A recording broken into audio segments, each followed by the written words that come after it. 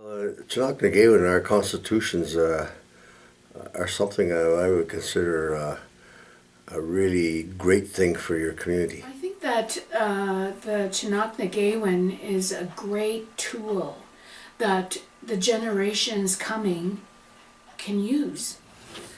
And this constitution to me means so much because some of our leaders worked hard enough to bring our voice back to us. And I feel every time we do make a move forward like this, like now having our own constitution, it's giving us the strength to move on as a group, not just as certain people. So now we all go together. The benefit of the Constitution is that it'll encapsulate the policies and the laws that we have in place currently, and will also reinforce those laws and bylaws for the future and future development of bylaws and laws. I think for me personally, it enshrines my rights as a member of Nipissing First Nation, so that whoever is chief beyond me, I know that my rights will be protected and that I will be treated unfairly. Our kids will have the more influence now to do what they know to be right, to be leaders in our own right. So they won't have the muzzling and the stifling and the shame. And I find it really awesome that now that I have a daughter on the way, it's such a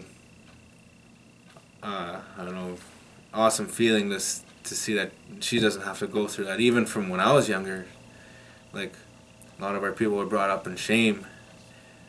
Now that I feel like now that we're stepped out of that, and people are gonna grow up proud, and I feel really awesome that the younger people, my daughter, and the other babies that are coming, that don't have to go through that anymore. But the strength of this is that it comes from the people.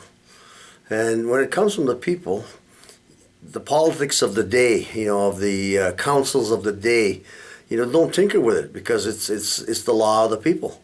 And that's what makes it so strong. It can't be changed just by, because you get a different chief or council in there. This usually has to go to the people for their ratification. And then then it's very strong, because it's the people's law. Bring the stories with us, though, just to see hear how far we had to come from, and for them to really appreciate our ancestors, that those stories have to come too with us. And I think it's important too that we get involved. That we do what we all need to do as citizens of this nation. The Constitution sets out in writing, kind of in a formal way, the beliefs and the values of the people. So it's not really something new and different in that sense. It's values and beliefs that have been here with the Nipissing people forever. But it's a way of formally putting it down in a way that governments do, in a way that governments do in this day and age. When we first started, it was starting from scratch. So the committee, we viewed other documents, other constitutions from other communities, and we looked at constitutions from the West Coast, as there wasn't any in the area. In 2005, we first started forming a committee, and it was led by our respected elder, Fred McLeod Jr., who was the driving force behind this Constitution and helped us formulate in our minds what should be in it and what the important pieces were. I know that living with him, being his daughter, he really believed our culture belonged in there, and that we need to go back away from the Indian Act that governed us like a paternalism, but that we should find our way back ourselves and be strong. But to have strong people to do that, you need those strong leaders to do that.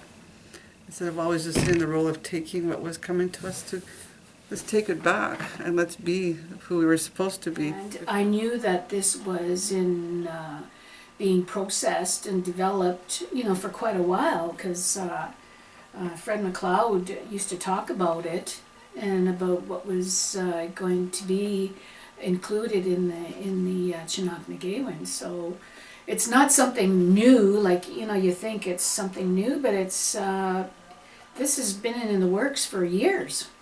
So I'm glad that it's finally coming to pass. We've been guaranteed our Aboriginal and treaty rights in the Canadian Constitution. This is something we fought for back in the early 80s. And within your Aboriginal and treaty rights is the right to your own forms of governance, your right to your own lawmaking authorities, your right to your own language, culture, spirituality. These are all elements of who we are as still a sovereign people. And, these constitutions will stand the test of scrutiny. And part of the problem of why we've been having so much problems in the area of jurisdiction is because we don't have constitutions in place and lawmaking ability and authority in our place.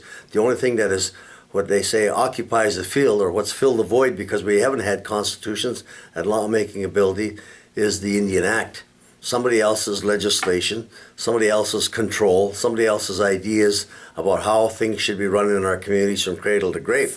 I've become a little bit more educated and aware of the importance of the Constitution over the last few years in the work that's gone on here in the First Nation in developing the Constitution. The committee has worked for a number of years now, and also because through education I've been attending meetings with the restoration of jurisdiction in terms of for the education self-government agreement, the Anishinaabe education system, and there we've also been they've talked to us about the importance of having a constitution, because it's the kind of the foundation for the nation in terms of its ability to establish laws, and with the education self-government agreement, each First Nation will eventually be creating its own education laws, and so then that also applies across the board to all other areas of involvement.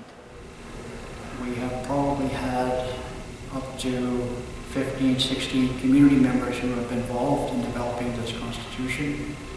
Some staff members, some community members, and some language keepers.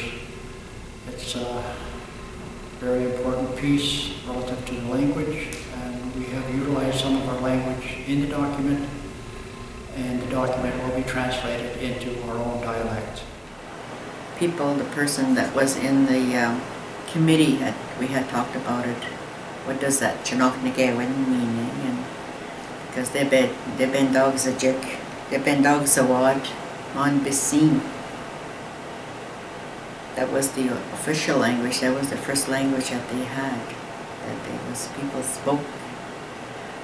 And I was one of the ones that had first only the Anishinaabe when I was growing up. Mm-hmm. That's all I heard until I was about 7 years old.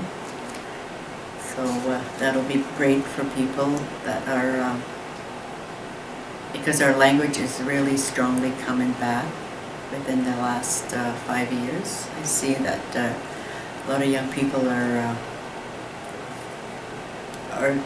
interested in learning that Anishinaabe. There's no literal translations in the language, our language. So it's better to use those words because they actually describe an idea more than a word. Like so, when you hear that word, it takes in the whole concept of belonging in a different way than the English language would. We're losing it slowly, and to have it there with the Constitution, Anishinaabe should be Gade. To have it written all in Anishinaabe, that would be great. What I see in the youth is a growing awareness of their rights as Aboriginal people, and and I guess for us adults and in positions of leadership or authority in the communities, I think the youth are looking looking at us also and sort of saying, you know, are we doing our work in terms of moving things forward?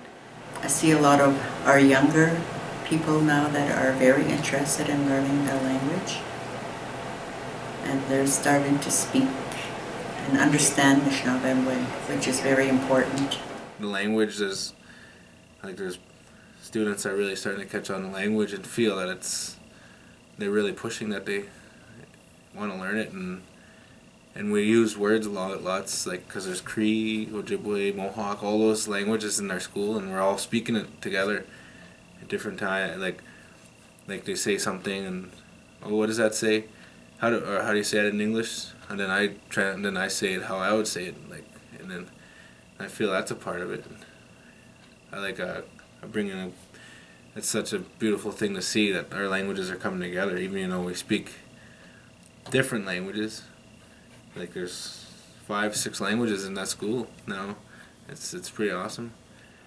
And Arnold May did do a presentation at the high school to the youth, and I have to say, I know he was impressed, and I was really impressed at the interest that the students took and the questions that they were asking.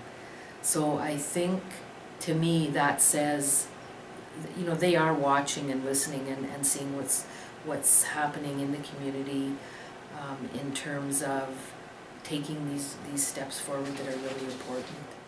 You can couch self-government and sovereignty and self-determination in all kinds of flowery language and legalistic terms and everything.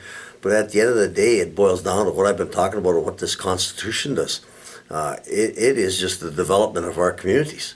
You know, in plain, simple language, it's community development. How we want to develop our communities to have strong governance, have strong fiscal practices in place, have a good social, cultural fabric of the community based on the values of your community, strong spirituality, and a very important element of our languages being remaining intact, and our identity as Anishinaabe.